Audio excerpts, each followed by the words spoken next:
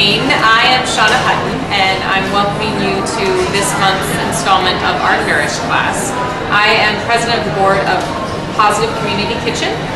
This class is brought to you by Positive Community Kitchen as well as Ordinary Cancer Foundation and Whole Foods. So our intent is really to help you learn how to incorporate more healthy ingredients in your own kitchen. So I hope this class inspires you to try some new things and to think about ingredients in ways that you may not have thought of. So today we're doing two recipes.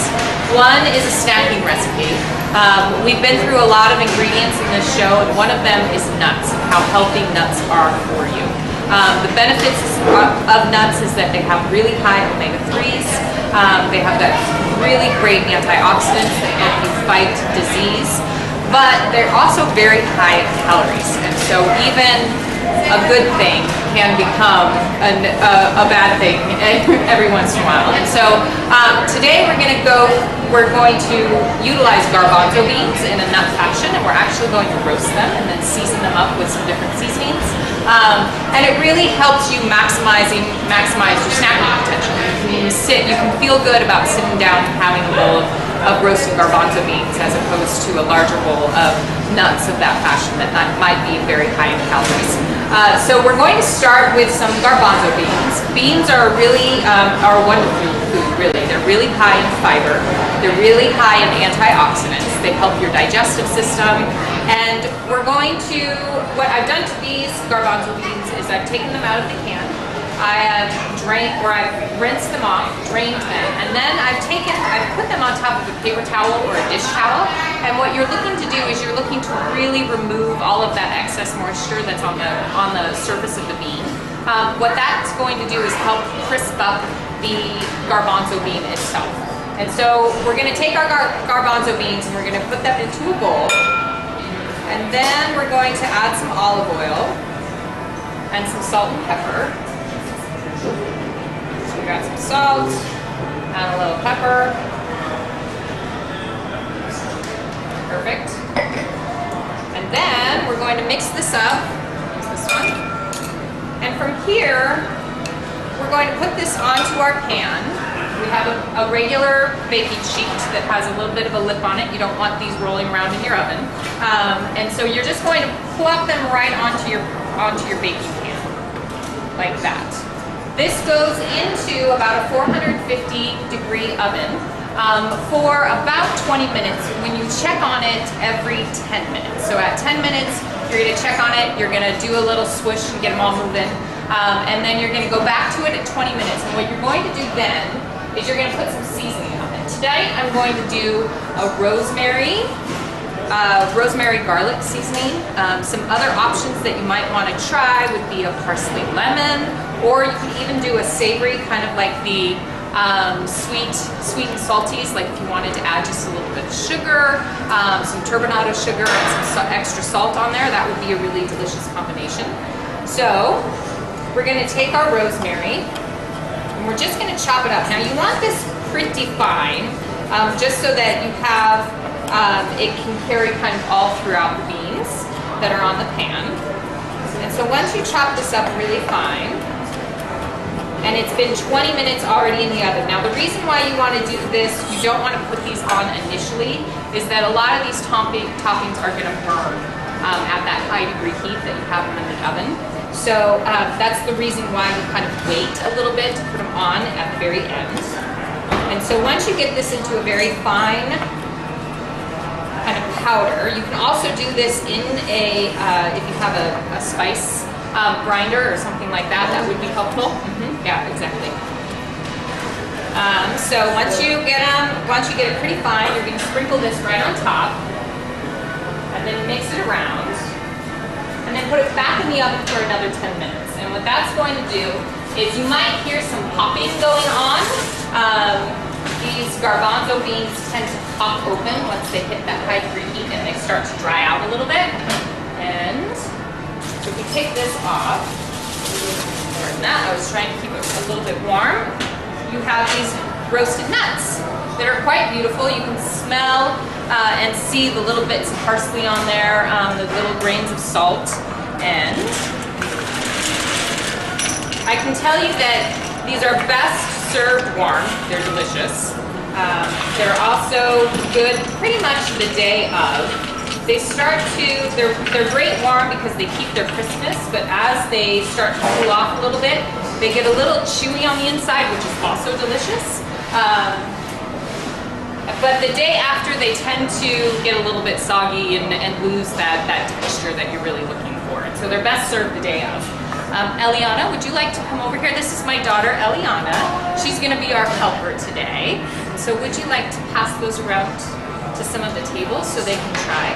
Yeah.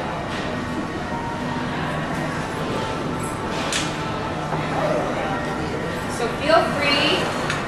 And like I said, it's a great to have these out at a party or something like that.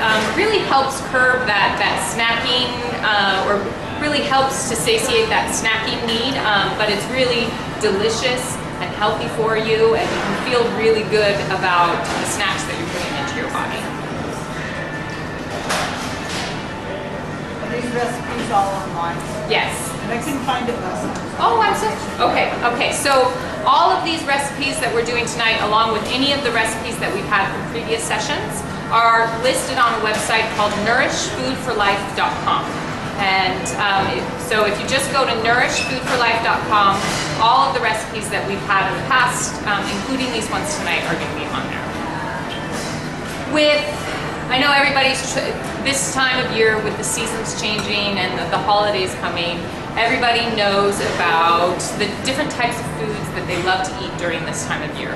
Comfort foods abound, whether it's fried chicken, mashed potatoes, you know, we kind of crave those creamies and those high-fat foods. And so tonight we're going to do a play on mashed potatoes, and we're actually going to utilize celery root and cauliflower. And what we're going to do is we're going to puree those down, and really it's a delicious, unique taste. You get more. Celery root is this lovely vegetable here. And this is actually a varietal of celery. You can see on the top that you can see these little celery sprigs that are coming out. It's a varietal of celery that basically creates this very large root at the bottom. And the root is delicious. It tastes very similar to a cross between celery and parsley. And so this element, which I love celery, and I love that crisp taste that it has, that really fresh taste. How we break this down is we're going to take off the top. So we're going to take off this sprig of celery here. Yeah, for sure. I mean, if you wanted to save this, what I would do is I would save this and I would put it in my stalks or something like that.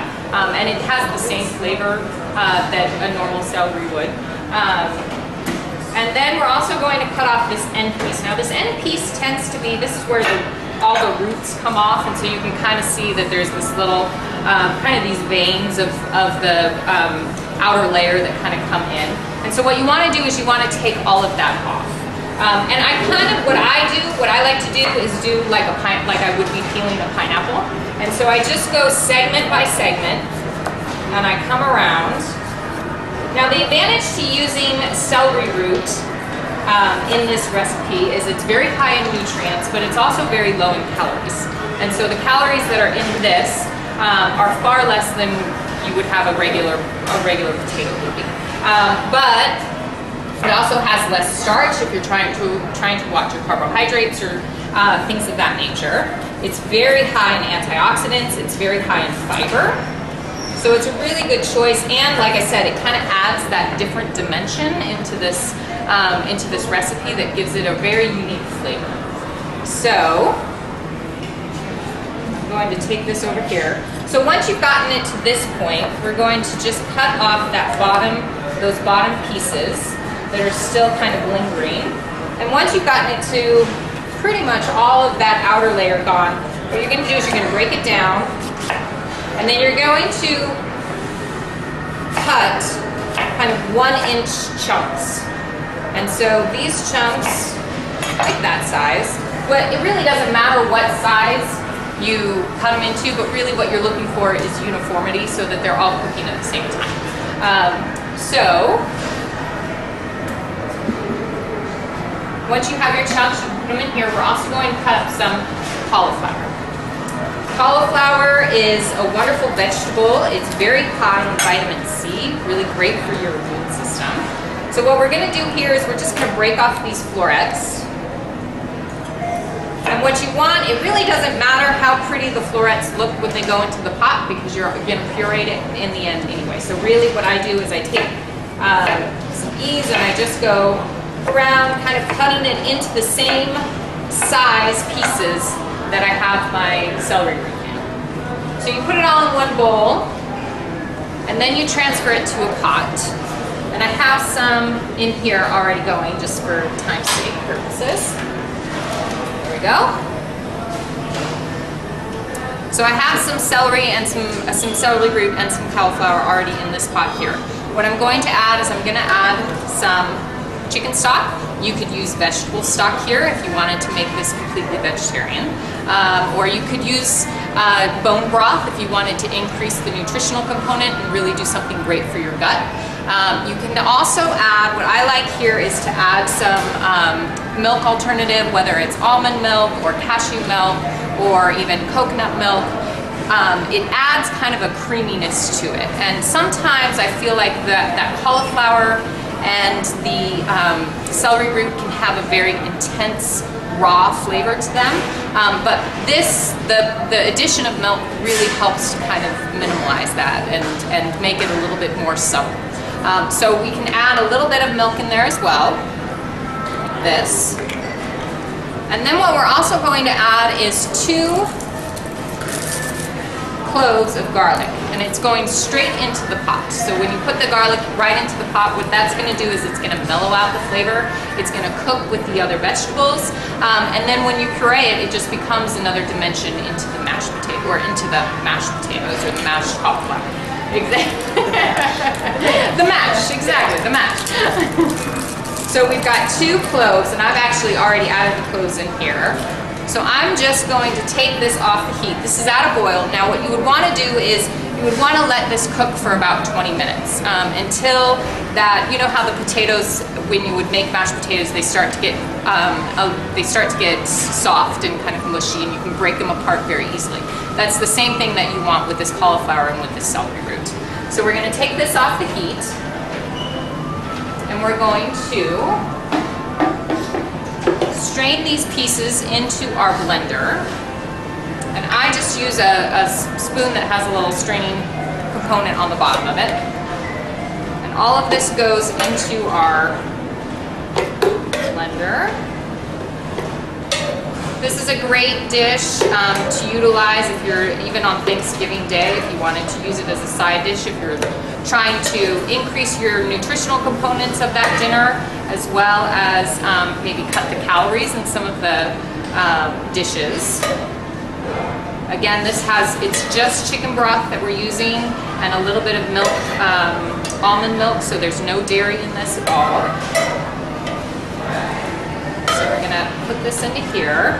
And then we're also gonna utilize the liquid that we cooked these vegetables in.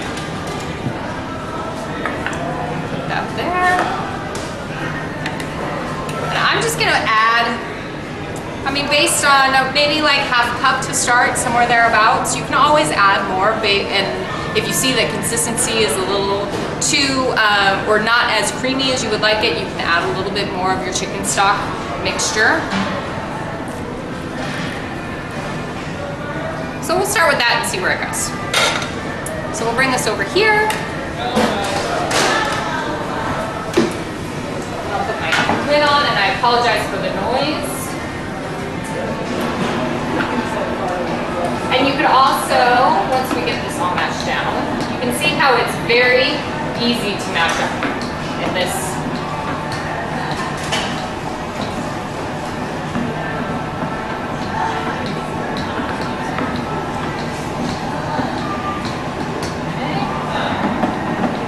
And then I'm going to increase the speed on this to get it a little bit.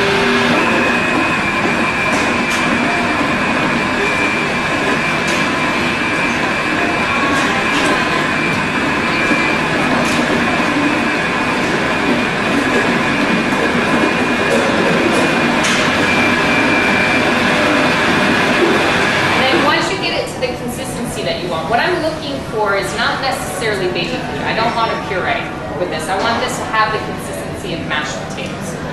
So once you get it there, which I feel like I am, I'm just going to put it on one more time because I see this one big chunk here on the bottom.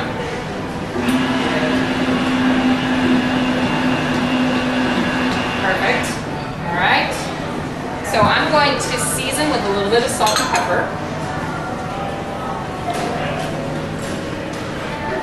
Just make sure we're there. Not stuck on there for me. All right. And then I'm going to just give this one more whirl on my blender. Mix it around. You can just as easily do this in a food processor. If you have a food processor at home, it works just as well. So from here, we are done with our mash. So, take this lid off, and I have a wonderful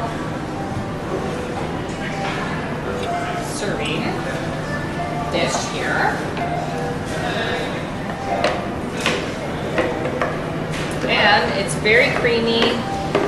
It looks pretty much like mashed potatoes. The great thing about this is that it saves really well in your refrigerator, so it tastes just as good day 3 as it did day 1. So get this all out of here. And because that celery root has that delicious kind of parsley component to it, dressing this with a little parsley is really, really quite beautiful. So I'm just going to take a little bit of this parsley that I have right here, and then just chop it up a little bit. And this is just for a little garnish to go on top. The flavors really complement each other. A little green always goes a long way. There we go. Beautiful. Gorgeous dish, and now you all are able to try. We paired this